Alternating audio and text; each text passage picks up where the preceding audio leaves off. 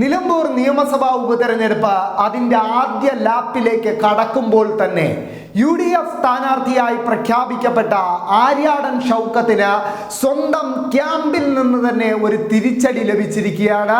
PV അൻവറിന്റെ നിലപാട് എന്താകും എന്ന അനിശ്ചിതത്വം നിലനിൽക്കുന്നതിനിടെ തന്നെ പാലക്കാട് നിയമസഭാ ഉപതെരഞ്ഞെടുപ്പിലടക്കം കോൺഗ്രസ് സ്ഥാനാർത്ഥിയുടെ വിജയത്തിൽ നിർണായക പങ്കുവഹിച്ച SDPI സ്വന്തം സ്ഥാനാർത്ഥിയെ നിലമ്പൂരിൽ പ്രഖ്യാപിച്ചിരിക്കുകയാണ്. SDPIക്ക് രംഗത്തിറക്കാൻ കഴിയുന്ന ഏറ്റവും ശക്തനായ സ്ഥാനാർത്ഥി SDPIയുടെ മലപ്പുറം ജില്ലാ വൈസ് പ്രസിഡന്റ് അഡ്വക്കേറ്റ് സാദിഖാണ് ഇത്തവണ നിലമ്പൂരിൽ SDPI സ്ഥാനാർത്ഥിയായി മത്സരിക്കുക. ഇത് വ്യക്തമാക്കുന്നത് രണ്ട് പ്രധാനപ്പെട്ട കാര്യങ്ങളാണ്. ഒന്ന്, SDPI ഇത്തവണ പരമാവധി വോട്ട് സമാഹരിക്കാൻ ലക്ഷ്യമിട്ടാണ് രംഗത്തിറങ്ങുന്നത്. അതുവഴി ആര്യാടൻ ഷൗക്കത്ത് എന്ന കോൺഗ്രസ് സ്ഥാനാർത്ഥിയുടെ വിജയത്തിന്റെ ശോഭ കെടുത്തുക എന്നൊരു ലക്ഷ്യവും SDPIക്ക് ഉണ്ട് എന്ന കാര്യം വ്യക്തം.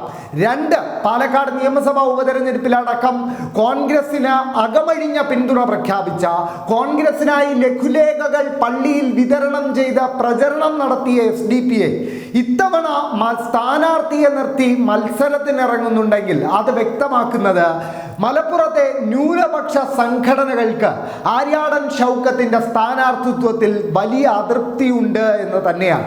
ഇനി വെൽഫെയർ പാർട്ടി കൂടിയാണ് അവരുടെ നിലപാട് വ്യക്തമാക്കാൻ ബാക്കിയുള്ളത്. എന്തായാലും SDPIയുടെ ഒരു ചരിത്രം നിലമ്പൂർ അസംബ്ലി മണ്ഡലത്തിൽ പരിശോധിക്കുകയാണെങ്കിൽ SDPI ഏറ്റവും കൂടുതൽ വോട്ട് നിലമ്പൂരിൽ സമാഹരിക്കുന്നത് തന്നെ 2016 ആര്യാടൻ ഷൗക്കത്ത് ആദ്യമായി മത്സരിക്കുമ്പോഴാണ്.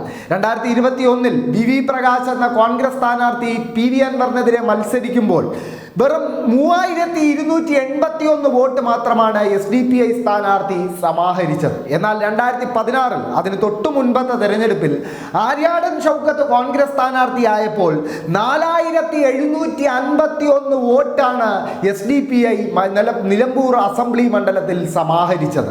അതായത് SDPIക്കും ന്യൂനപക്ഷ സംഘടനകൾക്കും ആര്യാടൻ ഷൗക്കത്തിനോട് വ്യക്തമായ അതൃപ്തിയുണ്ട് എന്നത് മുൻകാല തെരഞ്ഞെടുപ്പ് ചരിത്രങ്ങൾ പരിശോധിച്ചാൽ കൂടി വ്യക്തമാണ്.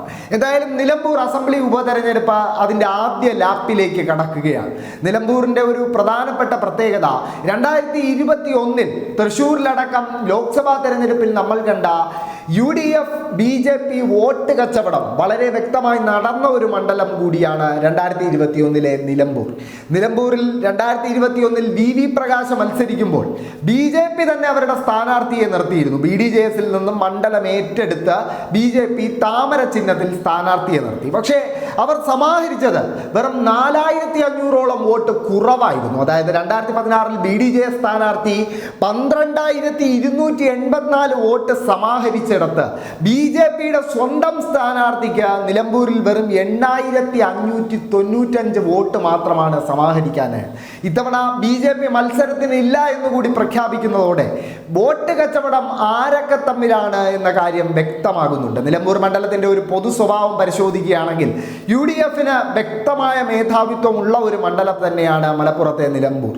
നിലമ്പൂരിന്റെ ഒരു പൊതു സ്വഭാവം പരിശോധിക്കാൻ അവിടുത്തെ തദ്ദേശ സ്ഥാപനങ്ങളിലെ ഭരണകക്ഷി നില പരിശോധിക്കുകയാണെങ്കിൽ 7 പഞ്ചായത്തുകളിൽ 6 ഭരിക്കുന്നത് UDF ആണ്. മുനിസിപ്പാലിറ്റിയും ഒരു പഞ്ചായത്തും, പോത്തുകാൽ എന്നൊരു പഞ്ചായത്തും LDF ഭരിക്കുന്നു എന്നത് മാറ്റി നിർത്തിയ UDF ആണ് ബഹുഭൂരിപക്ഷം തദ്ദേശ പഞ്ചായത്തുകളും വർദ്ധിച്ച ഭൂരിപക്ഷത്തിൽ ഭരിക്കുന്നത്. അതിനെല്ലാം പുറമെ ഇക്കഴിഞ്ഞ ലോക്സഭാ തെരഞ്ഞെടുപ്പുകളിൽ വയനാട് ലോക്സഭാ മണ്ഡലത്തിന് കീഴിൽ വരുന്ന നിലമ്പൂരിൽ വലിയ ഭൂരിപക്ഷത്തിനാണ് പ്രിയങ്ക ഗാന്ധിയും രാഹുൽ ഗാന്ധിയും ഒക്കെ വിജയിക്കുന്നത്. അതുകൊണ്ട് തന്നെ നിലമ്പൂരിൽ UDFനൊരു മേധാവിത്വമുണ്ട് എന്നത് തെരഞ്ഞെടുപ്പ് കണക്കുകൾ വ്യക്തമാക്കുന്നുണ്ട്. പക്ഷേ ഒരു ശോഭയാർന്ന വിജയം ആര്യാടൻ ഷൗക്കത്തിന് സ്വന്തമാക്കാൻ അനുവദിക്കില്ല എന്ന വാശിയിൽ തന്നെയാണ് SDPI അടക്കമുള്ള ന്യൂനപക്ഷ കക്ഷികളെന്ന് മനസ്സിലാക്കേണ്ടിയിരിക്കുന്നു. എന്തായാലും SDPI സ്ഥാനാർത്ഥിയെ നിർത്തുന്നതിലൂടെ ആര്യാടൻ ഷൗക്കത്തിനോടുള്ള അവരുടെ അതൃപ്തി കൂടിയാണ് പരസ്യമായി വ്യക്തമാക്കുന്നത്.